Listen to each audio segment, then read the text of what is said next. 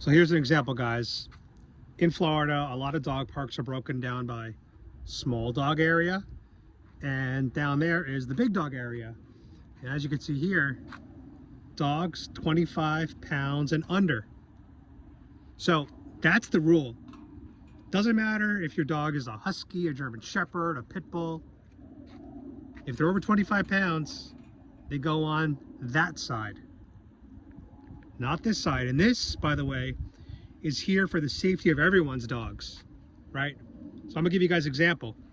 Let's say my dog Sunlight, who's a good boy? Let's say my dog Sunlight decides to bother a pit bull, and the pit bull feels the need to defend itself. Well, obviously my 11-pound Yorkie has no chance against the pit bull. What would happen in that scenario, possibly, is the pit bull would grab Sunlight by his neck, shake him like a rag doll to break his neck, and I would have a either severely injured dog or a dead dog.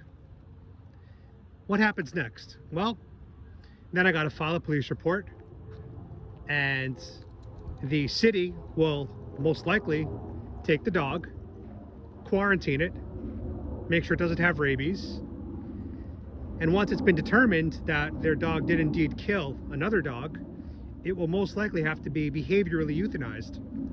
So now we have two dead dogs. My small 11-pound dog is dead, and their big 50-pound pit bull has to be put down. Nobody wants this to happen. I don't want this to happen. I don't want their dogs to be hurt. I don't want my dogs to be hurt. So for everyone's safety, it is imperative that owners respect and follow the weight limitations of dog parks. You see, guys, this is the little dog park.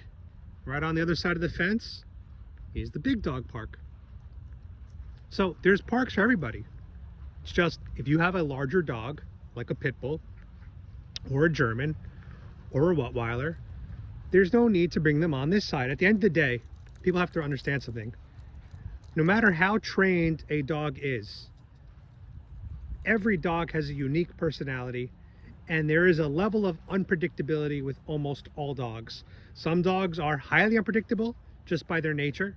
Some dogs are less unpredictable just by their nature. But the risks of an unpredictable pit bull, Rottweiler, German Shepherd are far greater than the risks of an unpredictable Shih Tzu or Yorkie.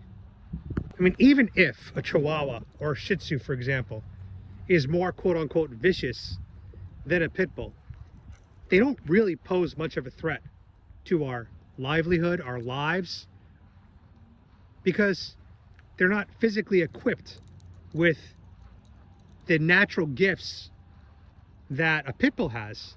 Size, speed, incredibly strong jaws, gameness, high pain tolerance. These guys don't have that. As soon as these dogs misbehave, hey Moon, guess what? As soon as these dogs misbehave, we could just pick them up. Problem solved. Can't do that with a pit bull. Can't do that with a Rottweiler. So to be clear, I do not hate pit bulls. I just acknowledge their unpredictability. I also acknowledge that I don't know who their owners are. I don't know the dog's history. I don't know the owner's history. So why would I trust such a powerful animal when a lot of these dogs are not properly trained? Just dogs in general. I mean, I'm still working on my two puppies right now, training them. And my biggest issue is that a lot of people, especially ones that own pit bulls or own Rottweilers, etc., a lot of them are in denial because their dog are the sweetest, or their dog never had an incident. So they take that anecdotal experience that they've had and they say, pit bulls are the sweetest, Rottweilers are the sweetest. But then you have guys like me who don't own pit bulls, and every day I'm seeing news stories about pit bulls killing their own family members that raised them from puppyhood all the way to older age. And I'm supposed to say, yeah, they're right. The news, all these news stories are wrong. All the data is wrong that says pit bulls are responsible for the most human fatalities, most dog bites, etc. All of that's wrong.